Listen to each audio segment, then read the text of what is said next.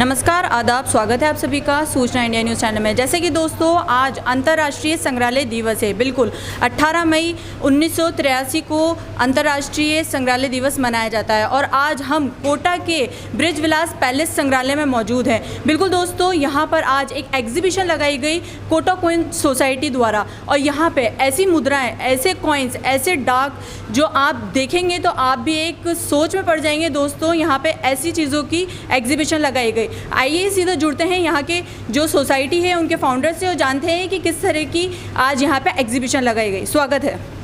बिल्कुल, किस तरह की आपने आज यहाँ पे एग्जीबिशन लगाई और क्या आज बिल्कुल विशेष रहा, बिल्कुल अलग हटके रहा? आज मैंने मेरे जो अप्रकाशित सिक्के हैं, मेरे द्वारा जो खोजे गए हैं, उनमें से कुछ सिक्के मैंने यहाँ पर आज प्रस्तुत किए हैं। आज का जो फोकस किया है हमने वो क्या है, महाराणा प्रताप के सिक्के को। आज तक मेवाड़ में महाराणा प्रताप का सिक्का ज्ञात नहीं था। मैंने वो खोजा है, यहाँ प्रेजेंट किया है। इसको यहाँ पर मैंने इनके अमर सिंह जी जो इनके बेटे थे उनका भी मैंने ही खोजा है सिक्का। राणा कुंभा के पिताजी मोकल का सिक्का भी मेरे द्वारा ही खोजा गया है। ये पूरा मैंने मेवाड़ कवर किया है। ये कोटा स्टेट के 3 प्रकार के रुपए हैं। ये भी पहले ज्ञात नहीं थे, ये भी मेरी खोज है। ये कोटा स्टेट का रुपया, ये ज्ञात नहीं था। ये कोटा स्टेट का पैसा, ये मेरे द्वारा खोजा गया है। ये दोनों रुपये की वैरायटी, ये भी ज्ञात नहीं थी। ये कुछ सील हैं जो सितारा बेगम है, टोंक नवाब की पत्नी, उनकी सील है। एक ब्राह्मी लिपि की सील है। इसको अपन थोड़ा और बिल्कुल, जैसे कि आपने ये बताया कि जो सिक्के हैं और जो मुद्राएं हैं और जो ये सील हैं, तो ये आपने कहाँ से खोज करी और ऐसा आपके दिमाग में कैसे आया कि आपको यहाँ खोज करनी चाहिए? आपने एक फाउंडर हैं इन सब चीज़ों के, तो आपके दिमाग में कैसा आया और कहाँ से आपने इसकी खोज करी? मैं 30 वर्ष से सिक्कों को कलेक्ट कर रहा हूँ। शुरुआती दौर ऐसा बीतता था कि किसी सिक्के को पढ़ाने के लिए हमें भटकना पड़ता था। लेके जा रहे हैं एक सिक्के को, मुस्लिम्स के जो जानते हैं उर्दू, एक दिन लग जाते थे, 7 दिन लग जाते थे पढ़ने में। मैंने कहा खुद को ये आना चाहिए। मैंने उस दिन से ये मेरा एम बनाया कि मैं सारी भाषाएं सीखूंगा और दुनिया को सिखाऊंगा ताकि उन्हें भटकना नहीं पड़े। तो मैंने सारी भाषाएं सीखी, उर्दू, अरबी, फ़ारसी, ब्रह्मलिपि, सारी भाषाएं मुझे आती है। सारा इतिहास मैंने पूरा पढ़ा है। अब मेरे पास अगर कोई सिक्का लेकर के आता है तो विदिन ए मिनट में उसकी जानकारी देता हूँ, क्या लिखा हुआ है, किस राजा ने इशू किया है, कौन से टकसाल से इशू किया है। बिल्कुल। मैं आपको यहाँ दिखाऊंगा। ये अजमेर के जो शासक थे उनकी पत्नी सोमला देवी का सिक्का है। ये मेरे द्वारा खोजा गया है। कहाँ से मिला ये सिक्के? एक ग्राउंड लेवल से बर्तन वाले होते हैं, इनके पास बेचने के लिए लोग आते हैं, तांबे के सिक्के। इसी तरह से जो स्वर्णकार होते हैं उनके पास सोने चांदी के सिक्के लोग बेचने आते हैं। तो उनसे ग्राउंड लेवल से हम ख़रीदते हैं। फिर हम चूँकि एक्सपर्ट हैं उसको पढ़ते हैं। अगर कुछ नया उसमें नज़र आता है तो उस पर आर्टिकल लिखता हूँ, पब्लिश करता हूँ। कॉमन होता है तो कोई बात नहीं। इसी तरह से ये आप देखें, इसको देखेंगे आप, ये महिष्मती का सिक्का है। बिल्कुल। जो बाहुबली फिल्म में एक जिक्र आया था महिष्मती, तो उन्होंने ये नाम तो सही चुना, बाकी सब कुछ काल्पनिक था। जी। ये नर्मदा नदी के तट पर आज जो महेश्वर है वो पहले महिष्मती था। जी। ये सिक्का भी मेरी ही खोज है। देवी नर्मदा खड़ी हुई है। ये ब्राह्मी लिपि में महिष्मती लिखा हुआ है। जी। ये मेरा सिक्का, जो मेरा आर्टिकल है, ये भी अच्छे लेवल पे प्रकाशित हुआ। बिल्कुल। ये राघवगढ़ स्टेट जो है, इसका पैसा और रुपया दोनों सबसे पहले मैंने ही खोजा है। जी। पहले ये माना जाता था कि ये ग्वालियर स्टेट के अंदर एक ठिकाना है बस। जी। लेकिन मैंने जब इसका खोजा उसके बाद ये हुआ कि ये अपने आप में स्वतंत्र रियासत थी, क्योंकि स्वतंत्र रियासत को ही अधिकार था कि वो अपना नाम किसी सिक्के पे छापेगा। तो मेरी खोज के बाद में ये पब्लिश हुआ कि ये राघवगढ़ रियासत कहीं अस्तित्व में थी। ये कुछ सीलिंग्स हैं जो मैंने वहाँ लगाई है, उनकी डिटेल मैंने यहाँ पर दी है। जब कोई राजा गद्दी पर बैठता था तो वो अपनी एक सील छापता था। तो ये वो हैं जो स्टेट्स की हैं कुछ। आप यहाँ देखेंगे, ये जोधपुर का किला शाहबाद मिंट का सिक्का है। ये मेरी खोज है। ये पैसे में ज्ञात नहीं था। ये सिक्का एक बहुत महत्वपूर्ण सिक्का है। ये पहला सिक्का है जिस पे किसी जैन तीर्थ का नाम है।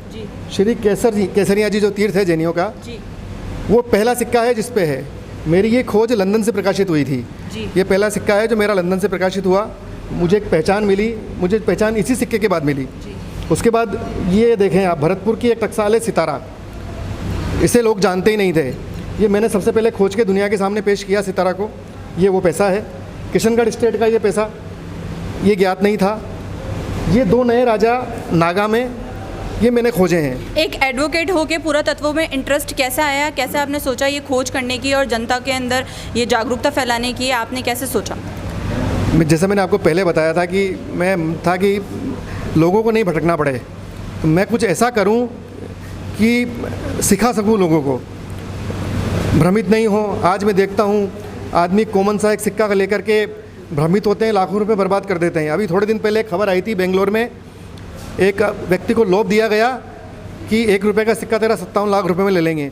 वो गरीब लोभ में आ गया, उससे पैसे लिए गए 27 लाख रुपए उसने सुसाइड कर लिया। आखिर लोग भ्रमित होते हैं सिक्कों से, तो इसी बात की कि लोग भ्रमित ना हो, मुझसे आके पूछें कि ये हमारी सोसाइटी का मुख्य उद्देश्य यही है कि हम लोगों को गलत वे पे जाने से बचाएं और उनको शिक्षित करके उनको लालची लोगों से लूटने से बचाएं और उनको ज्ञान दें और ये सब चीज़ों से इनसे बचा सकें हम इन सब को। बिल्कुल। अंतर्राष्ट्रीय संग्रहालय के अंदर क्या स्थान रखते हैं और क्या महत्वता है इन सब चीज़ों की? नहीं, बहुत बड़ी महत्वता है।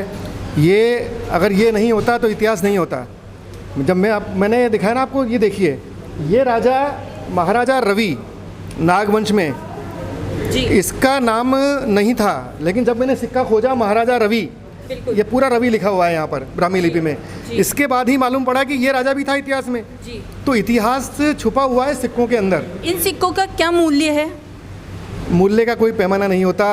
अब चूंकि ये तो बच्चों की तरह है, मैंने इनको खोजा है, तो मेरे लिए तो ये एक ज्ञान देने का साधन है कि लोगों को शिक्षित करूं, बताऊं। व्यापार के क्षेत्र का कभी सोचा नहीं। बिल्कुल, आगे बढ़ते हैं। बिल्कुल दोस्तों, जैसे कि आप देख सकते हैं राजाओं की भूमि है राजस्थान, और आप देख सकते हैं किस तरह से महाराणा प्रताप जैन धर्म के अंदर और बहुत सी ऐसे यहाँ पे मुद्रा, कॉइन, कलाकृति यहाँ पे मौजूद हैं। आइए यहाँ पे भी जानते हैं। आप देख सकते हैं यहाँ पे किस तरह से रुपी मौजूद हैं, जानकारी लेते हैं। ये डाक टिकट है जो आपके द्वारा पोस्ट किए गए हैं यहाँ पर। ये कोटा स्टेट का कलेक्शन है। कोटा को 17 गन सैल्यूट स्टेट के नाम से जाना जाता है और कोटा के पहले आलू डाई स्टिक के स्टैम्प पेपर्स हैं, उनकी डाई बन के ये स्टैम्प पेपर स्टक किए जाते थे हाथ से। धीरे धीरे इनका कोटा स्टेट का स्टैम्प पेपर्स का डेवलप्ड हुआ। 2 आना, 8 आना, 4 आना, सबकी वैरायटीज़ इसमें लगाई गई है। पहले स्टेट गवर्नमेंट अपना सिंबल बीच में यूज़ करती थी और बाद में स्टेट के पास में राजा का फ़ोटो होता था और बाद में इसको चेंज करके स्टेट राजा के फ़ोटो के साथ इनको यूज़ किया। सेकेंड वर्ल्ड वॉर के टाइम पे जब ड्यूटी बढ़ गई तो इन्हीं स्टैम्प पेपर का छापना पॉसिबल नहीं हो पाया, तो उन्होंने दोबारा इसी के ऊपर अपना वैल्यू काट कर नया वैल्यू प्रिंटेड किया और उसको यूज़ किया गया। ये इसके प्रॉपर स्टैम्प पेपर लाते हैं। इसके पिटिशंस भी आते हैं, जो पिटिशंस इधर लग रहे हैं मैम। बिल्कुल। सबसे दुर्लभ स्टैम्प कौन सी है इन सब में से? इनमें टोंक स्टेट का मैंने गोल्ड से प्रिंटेड स्टैम्प पेपर लगाया है पीछे। बिल्कुल, आइए मैं दिखाता हूँ आपको। आइए दोस्तों, और देखते कोटा हैं का गोल्ड का स्टैम्प पेपर, जो अपने आप में एक विचित्र है। आपने बहुत सी स्टैम्प्स देखी होंगी दोस्तों, आप देख ही रहे हैं जिस तरीके से, और आपको अभी गोल्ड स्टैम्प पेपर भी दिखाएंगे कोटा के इतिहास से जुड़ा। बिल्कुल दोस्तों, टोंक से जुड़ा हुआ। बिल्कुल दोस्तों, टोंक नवाबों का स्टेट है और नवाबों के शौक पूरे दुनिया में फेमस है। उसी हिसाब से उन्होंने उस समय 10 रुपए का गोल्ड से प्रिंटेड स्टैम्प पेपर इशू किया अपना, और जो आज बहुत उस टाइम पे सोने की कीमत इतनी नहीं होती थी जितनी इस स्टैम्प पेपर की कीमत है जी। क्या कीमत है मैम? उस टाइम तो 5 रुपए 2 रुपए तोले सोना चलता था, जब 10 रुपए का टिकट होता था। 10 रुपए उस ज़माने में शायद किसी परिवार का साल भर का खर्चा 10 रुपए होता था पूरा। और एक कोटा का अवार्ड है, स्पेशली कोटा ने अपने, जब ब्रिटिश गवर्नमेंट ने सेकेंड वर्ल्ड वॉर जीती तब उनके साथ एक स्टैम्प पेपर उन्होंने इशू किया। ब्रिटिश गवर्नमेंट, राजपूताना एक ऐसा डायनेस्टी था जिसमें कोटा स्टेट के ये आसपास के सारे राजा सिर्फ रूल करते थे राजपूताना के, और कोटा स्टेट ने अपना एक खुद का अवर डे इशू से इस डॉक्यूमेंट इशू किया, जो पूरे इंडिया में अकेला एक डॉक्यूमेंट था जिसको अवर डे के नाम से जाना गया और सबसे ज़्यादा फेमस रहा ये इसी वजह से। सेकेंड वर्ल्ड वॉर में जब ब्रिटिश इंडिया सरकार जीत के आई तो उन्होंने अपना अवर डे मनाने के लिए ये स्टैम्प पेपर इशू करवाया था, और कोटा के रियासत ने इसको इतनी खुशी के साथ मनाया कि अपने सिंबल के साथ इसमें अवर डे लिखा और कोटा लिखा नीचे। क्या लिखा है इस अवर डे के? अवर डे का मीन्स ये होता है कि आज हमारा विजय दिवस है, आज विजय दिवस को मनाने के लिए अवर डे को दर्शाया गया, अवर डे के नाम से दर्शाया गया, और अवर डे के नाम से पूरे हिंदुस्तान में सिर्फ कोटा ने अकेले ने अपना our day stamp paper issue किया, पूरे इंडिया में किसी ने भी इशू नहीं किया। क्या लिखा है इस स्टैम्प पेपर में, वो कौन सी भाषा में लिखा है? ये उर्दू भाषा में लिखा हुआ है मैडम, ये ऑफिशियल लैंग्वेज है, तो उस टाइम का यूज हुआ डॉक्यूमेंट है ये। बिल्कुल इस पे दो रुपये 2 आने का कोटा स्टेट का कोर्ट फी स्टैम्प भी लगा हुआ है साथ में। बिल्कुल, ये क्या है? ये कोटा स्टेट के 4 रूलर्स के 4 कॉइन्स हैं, सिल्वर कॉइन्स हैं। शाह आलम सेकंड पहला राजा हुआ, मोहम्मद अकबर सेकंड राजा हुआ, बहादुर शाह सेकंड राजा हुआ और क्वीन विक्टोरिया, 4 नाम से 4 कोटा के स्टेट के कॉइन चले। इनमें इनके ड्रैगर फूल के साथ में इनको दर्शाया हुआ है कोटा के सिंबल्स। और ये बूंदी स्टेट के 3 कॉइन्स हैं। आगे इन लोगों ने बूंदी के राजाओं ने अपना नाम क्वीन विक्टोरिया, एडवर्ड और जॉर्ज, फ्रंट में तो उनका नाम रहता था ब्रिटिश का और पीछे राजा राम सिंह बूंदी के नाम से लिखा होता था।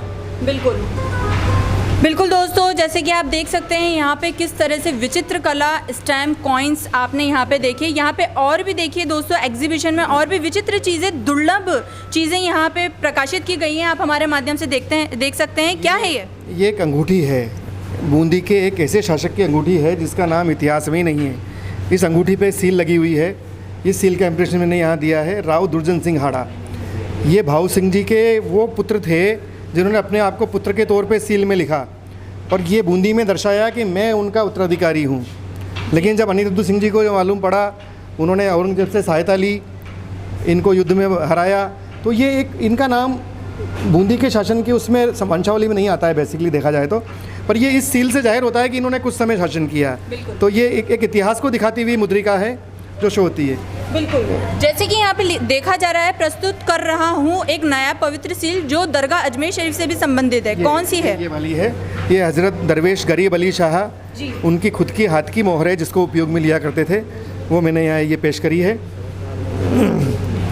बिल्कुल, सरकार का कैसे सहयोग देखने को मिलता है? आप ऐसी दुर्लभ चीज़ों का संरक्षण कर रहे हैं। सरकार का तो मुझे लगता नहीं है कि कोई सहयोग होता हो, हम खुद के बिहाफ पर ही सोसाइटी यहाँ पे अपना कलेक्शन किया। मैंने मेरे पेरेंटल पिताजी से थोड़ा कलेक्शन प्राप्त किया।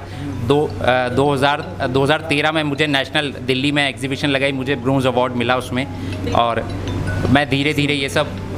बिल्कुल, संग्रहालय का कैसा सहयोग देखने को मिल रहा है? अधीक्षक संग्रहालय ने बहुत सहयोग किया। आपका जबरदस्त बहुत सहयोग था। आज आपके सहयोग से ही हमने यहाँ पर एग्जीबिशन लगाई है, एग्जीबिशन लगा पाए। बिल्कुल, क्या कहना चाहेंगे अधीक्षक उमराव सिंह जी के लिए? ज़बरदस्त आदमी है। इनकी नॉलेज के लोग कम वाकिफ़ हैं जी। ये बहुत बड़े मूर्तियों के विशेषज्ञ हैं। एक मूर्ति को एक क्षण देखने के बाद ये उसका पूरा डिटेल दे देते हैं। ऐसे अफसर बहुत कम लोग हैं पुरातत्व में।